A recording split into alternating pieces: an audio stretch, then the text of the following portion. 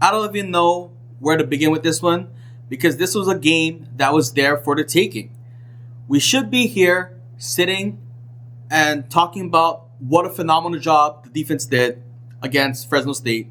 We should be here talking about how Kansei Matsuzawa continues to impress, how he continues to go out there and continues to be perfect in his field goals. But no, we gotta sit here and talk about how the offense blew it against Fresno State to start Mountain West play. Fresno State really didn't do much offensively in that fourth quarter. Statistically, they only ran 10 plays for 26 yards. But when you give them 10 points off of turnovers in the fourth quarter, while you have a lead, you're not going to win many football games. Yes, it was cool to see the offense finally start clicking late in the game, but it was a little too late. And this was a game where the offense just needed to do what it needed to do to get away with a win. But costly mistakes, bad play calling, this was a frustrating result, right? Defense played their heart out, holding Fresno State to just 64 yards of rushing. Hawai'i, in fact, had more rushing yards than Fresno State, something that no one could have predicted heading into this game. But the offense just wasn't clicking at all in this game. And that's probably where it's the most frustrating, right? Now, I know there's a lot of missing pieces and a lot of moving pieces, right?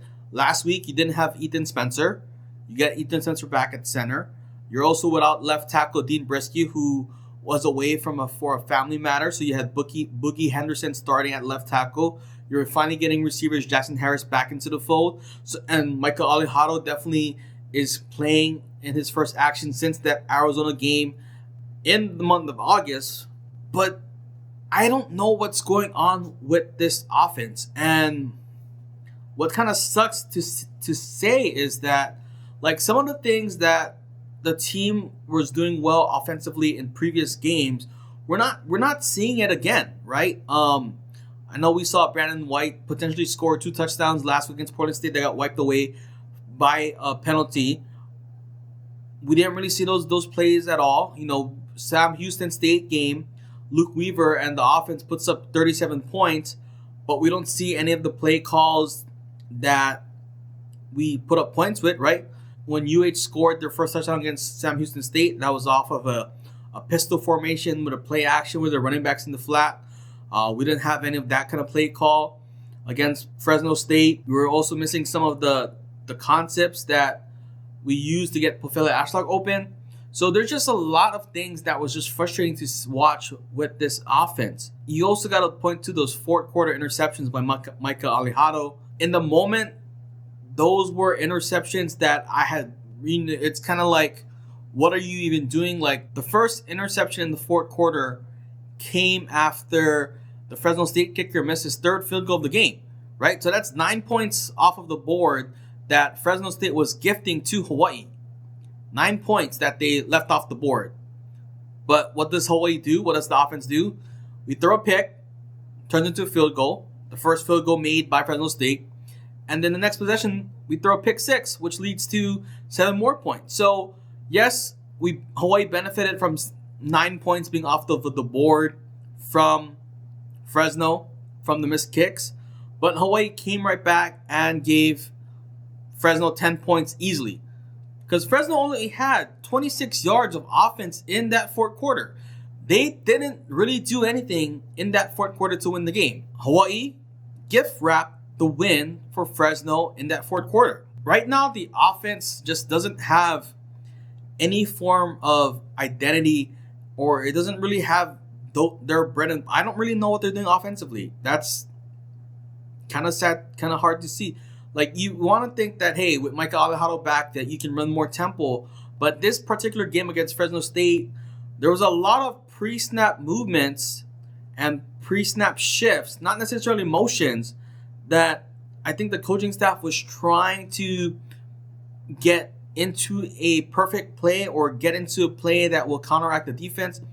But I think there's just too much chess pieces moving on. Fresno State, they really benefited from Hawai'i trying to get a little too cute, get a little too fancy, and just not running their bread and butter plays. And there's even some plays too where I question what is the intent of these plays. Particularly, there's a few times when it seems like all the receivers were running go routes and there was really no short option or any medium depth routes for Micah Alejado to throw it to, right? And that's just not a good play call. And sometimes it's frustrating to see because Micah Alejado is looking downfield, nobody is getting open, and our offensive line, who was missing their left tackle, their starting left tackle, who's getting a center back from concussion protocol, you got to do what you got to do to help the players and the personnel you have.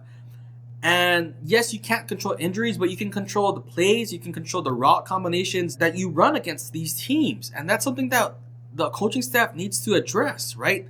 That touchdown against Sam Houston State where Pofele Ashlock, got caught the ball in the corner. They were running a spot concept, right? Where the Z receiver would run a little spot route, the F receiver would run to the flat, and then the Y receiver, which was Pofele Ashlock on that play, would run to the corner. But that's a play that gives your team, your quarterback, options at different depths of the field.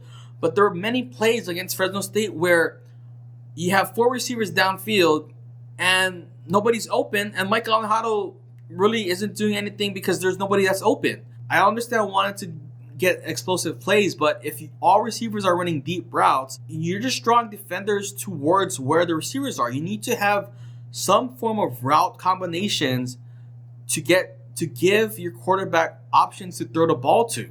One thing that I didn't like too is that could have probably ran the ball more, right? I know this game started with 5 straight pass attempts by Micah Alejado, and I bring this up because I don't think Hawaii used a lot of RPOs until it was very late into the fourth quarter. I know you want to protect Micah Alejado, but if there is lanes for the QB to run, you need to let him run. And we saw Micah Alejado do that late in the game when they needed to move the ball and where they needed a touchdown to even have a chance at this game. I think he had a big 4th down scramble. And that's something that quarterbacks are going to need to do in this conference, in this offense. You need a quarterback that if the running lane is there, that's going to take it. And I know we want to protect Micah Alejado, but if he's not taking those runs, he's not going to be as effective. That's plain and simple, right? We saw in that Stanford game what really helped set up that first touchdown against Stanford after Hawaii was trailing 10-0 is when Micah Alejado had that big run to take them into the red zone, right? If Micah Alejado is not using his legs, then this offense's potential is capped out. Can he run? Yes, he showed he could run in that final drive. This is kind of the push and pull that the coaching staff and the offensive play callers are gonna have to kind of toe the line, right? And this is kind of, if you look at the NFL, this is kind of the same thing that someone like Tua Tagovailoa has to deal with, right?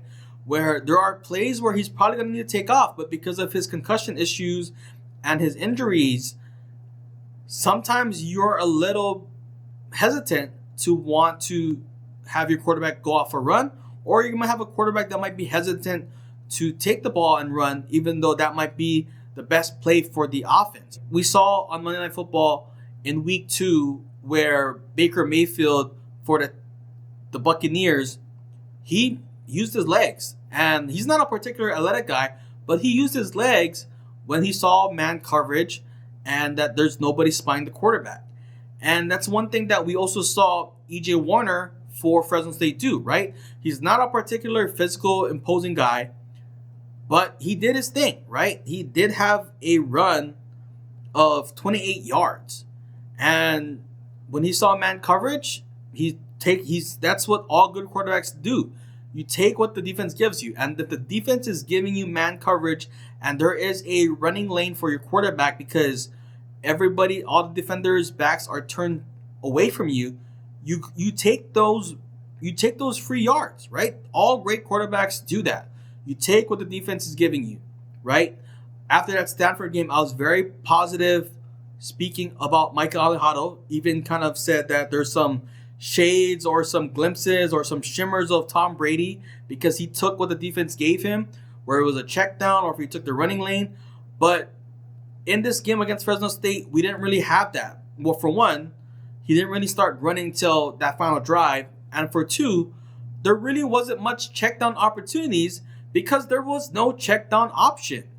And that's something that if the coaching staff does not address, or if they don't put in these check down options more often, this offense is going to be in trouble, right?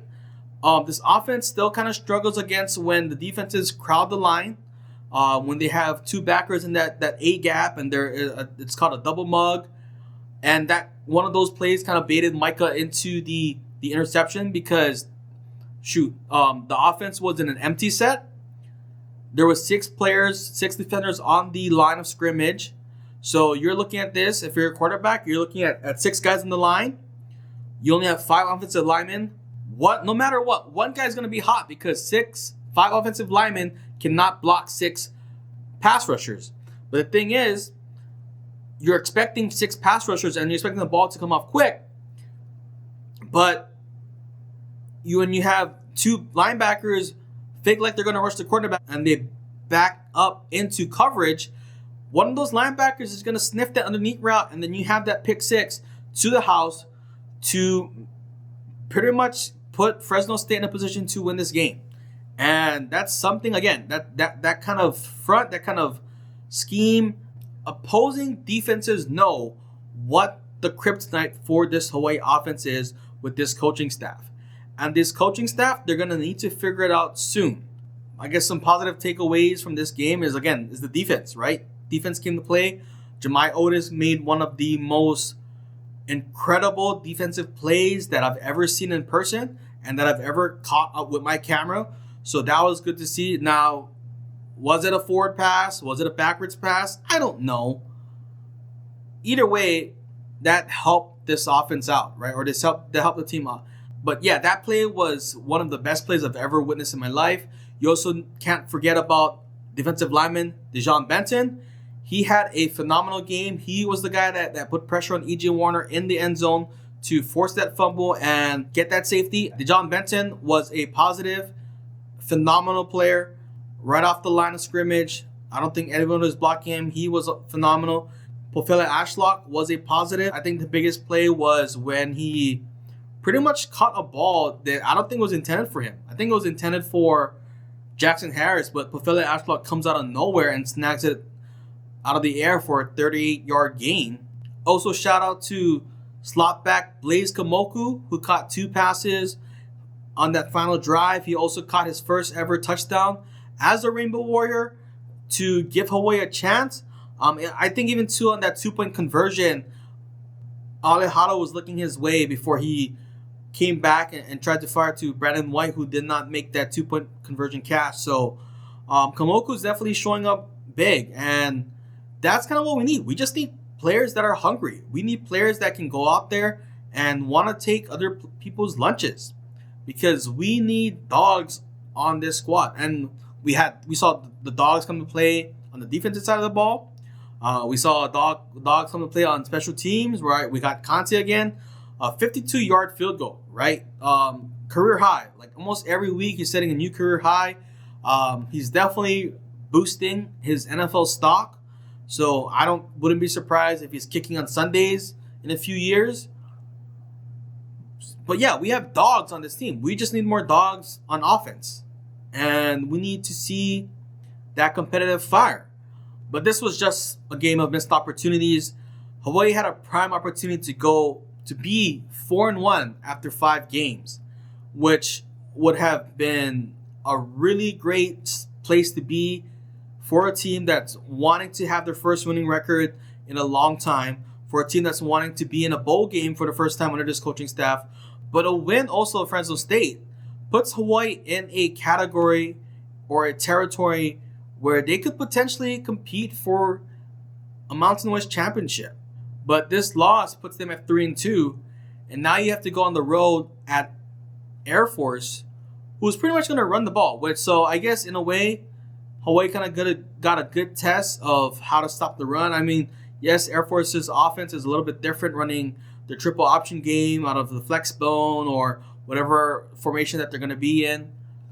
So I guess that's a good positive sign that, hey, maybe this defense will travel and they'll also have a phenomenal game. But offense is going to have to figure it out. And they don't have much time